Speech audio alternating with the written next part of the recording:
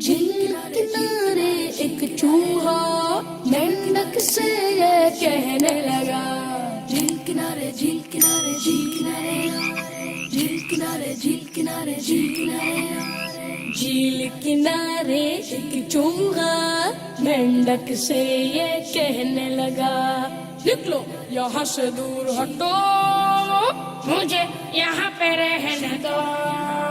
جھیل کنارے جھیل کنارے جھیل کنارے جھیل کنارے جھیل کنارے جھیل کنارے میری جگہ پر رہتے ہو، سرندر کرتے رہتے ہو۔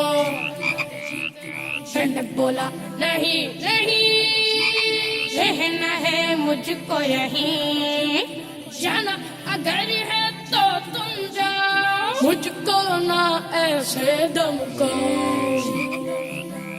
جھیل کنارے ایک چوہا مینڈک سے یہ کہنے لگا، جھیل کنارے جھیل کنارے جھیل کنارے جھیل کنارے جھیل کنارے جھیل کنارے اسے دونوں اڑنے لگے، مینڈک چوہا لڑنے لگے۔